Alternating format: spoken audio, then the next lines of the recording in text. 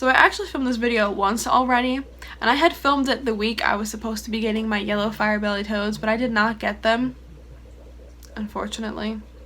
So I have to refilm it because I had talked about them in the video saying, oh, I'm getting them, and then I would just look like a giant butthead because I didn't get them.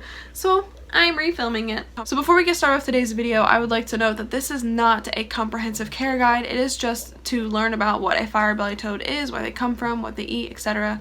And what you should do if you're interested in learning more about how to keep them in captivity is head over to my care guide. I will include it up here somewhere, and I will include it at the end of this video as well. So please check that out. Before we get started, I'd like to ask that you subscribe and hit the notification bell. I'd really like to have you, so if you do, that make me happy. But let's go ahead and get started learning about Bombina orientalis. Now, Bombina orientalis is the most commonly seen fire-bellied toad in the United States. They're a little bit less common now, and I think that's because of some issues that the wild populations were having with an outbreak in a bacteria, which is really terrible, but that's not for this video. That's a different discussion for another day. But Bombina orientalis is the one that you often see in the United States. It is called the fire-bellied toad, and it is a green body with a red or orange underside, and they have black splotching, and it's really cool looking. And this toad is found in Korea and China, and it's not actually a toad, but we'll get to that too. But this toad is found in Korea and China, and they are often imported to the United States, wild caught. So the ones you're seeing in pet stores are wild caught, but there are some captive bred ones in the United States. If you are more interested in keeping captive bred ones, you can kind of find them on Craigslist or in forums sometimes, but they are a little bit harder to get a hold of. And they are about 2 inches when full grown. Now the next one is Bombina variegata, which is the species I was supposed to be getting. So Bombina variegata is going to be from Europe, and they have a gray or brown top side and a bright yellow underside with more broken up splotching. They're gorgeous. And they're harder to find in the US because there are more protections on them being imported here, so they are not imported to the United States, and they're not often wild caught and brought here. You're gonna have a harder time finding them in the United States, much like I have, and the way you're gonna find them is through captive breeders. So if you can find a captive breeder, let me know because I want some, but that's exactly how you're gonna find them here. They are more commonly kept in Europe, and so if you're interested in learning more about them, one thing you can do is head over to Instagram, and if you type in Bombina variegata, you'll find a lot of people who keep them are from Germany or other places in Europe. So there's another species called Bombina bombina. They are also from Europe, and they are brown on the top side. So they're very similar to B. variegata, but to be completely honest with you, I don't know the difference between variegata and Bombina bombina. And then there's Bombina maxima, which is a really different species because they're bigger. So they are actually, again, from Asia, like the Bombina orientalis, and they are from, I think it's Vietnam. Yeah, Vietnam and China. Sorry, I'm checking my list just to make sure I'm right. And they are going to be larger than other fire-bellied toads. So like I said earlier, fire-bellied toads are not actually toads, they're frogs. And they're called toads because they have that bumpy appearance on the surface of their skin. They do look like toads, but they're actually frogs. So what is the purpose of that bright underside that fire-bellied toads have? Well, it's to warn predators that they are poisonous when eaten. So that is called an Unken reflex, and basically what they will do is they'll flip over their bodies and display that big bright underbelly. Say, hey, don't eat me, okay? I'll make you sick. And it's basically for self-preservation. And yes, if you eat them, they will make you sick. Or if your dog eats them, it will make their dog sick. So make sure that doesn't happen. And they are also kind of poisonous just on the surface level. Like if you were to touch them, they can leak out a poison, and it's like a mild irritant for humans.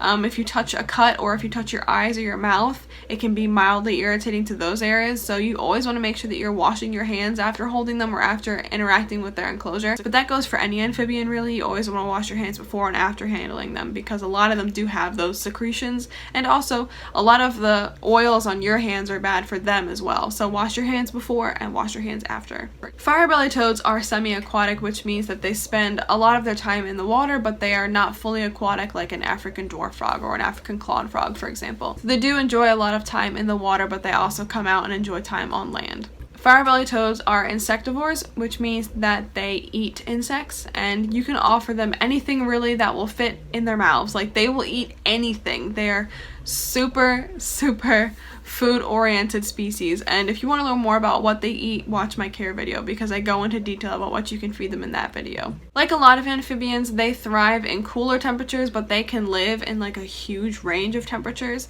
They're very forgiving temperature wise, but you want to avoid really hot temperatures and really cold temperatures. I keep mine around 70 degrees like all year round. They are a diurnal species of frog, which means that they are active during the day, and they are also super active when you put them in groups with other fire-bellied toads. They are one of the funnest frog species to have because they literally are so personable. They engage with you, they engage with their food, they engage with their environment, and they engage with each other.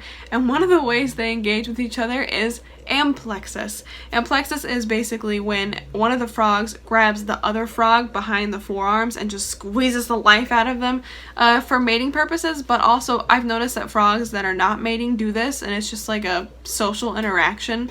I've noticed that a lot of male frogs will do this to male frogs, so it's not always for mating. And that amplexus grasp is strong. Their forearms are strong. A lot of times the one frog will try to escape. They'll be very vocal. They'll be kind of like chirping and making a lot of noises trying to escape, and the other frog is like, I got you, you ain't going nowhere. So that's just how amplexus is with a lot of frogs. I've noticed that with my fire-bellied toads, and I've noticed it with my African dwarf frogs as well. Something that helps fire-bellied toads hold on to each other during amplexus are nuptial pads, which are like little raised black pads on their forearms that just really help them grasp the other frog. And they're called nuptial pads because they're typically present during breeding season, but otherwise they're not present. It's like one of the ways you can try and sex your frogs too. So I'm fairly certain I have 3 boys and 1 girl because I've seen nuptial pads on 3 of them, which would be Cora, Asami, and Bolin, and then I've only seen no nuptial pads on Mako. So whether or not your frogs are mating or whether or not they're engaging in amplexus, they're very vocal. Sometimes if you watch my videos, you will hear them making their sounds in the background. They're talkative like all day and all night. The sounds are so cute. Like, they're not really loud. Wait, I think I just heard them make a sound. They're literally sitting at the front of the glass right now because they want me to feed them. They're so cute, but they make a lot of noise, and it's not a loud noise, but if you're like a light sleeper, it might be a good idea to not have them in your bedroom, but I think the sounds are just absolutely adorable. One last thing you should know about fire-bellied toads is that from the point that they are born, it takes a full year for them to mature into a fire-bellied toad that is full grown and ready to breed. So they have a whole year of growing, and then they live for like 20 years. So like 1 year to grow and then 19 to live. So they can live for a really long time. Some people have been recorded as having the same fire-bellied toads for like 25 or 30 years, which is just insane because if they're wild caught, you don't know how old they are at that point. So holy cow, that's a long time. So they are a pet for the long haul. So don't get them if you're thinking that they'll die in a couple years, because they won't unless you don't take care of them well, which would make me really sad, but they live for a long time when well cared for. So that is a fire-bellied toad, and if you're interested in learning more about their care and like how you keep them in a captive environment, please check up here or at the end of this video, which will be in about 10 seconds. Thank you so much for watching. I hope you enjoyed. Please hit the notification bell and subscribe button if you would like to be alerted of when I post more videos. I would like to have you, so please do so. Also leave a like if you liked this video. Let me know down below what you thought, and check the links below for social media. Oh, hi Egret. It's my leopard gecko. All kinds of stuff in the links below. Hi, girly. Should we get her out for you guys for a second?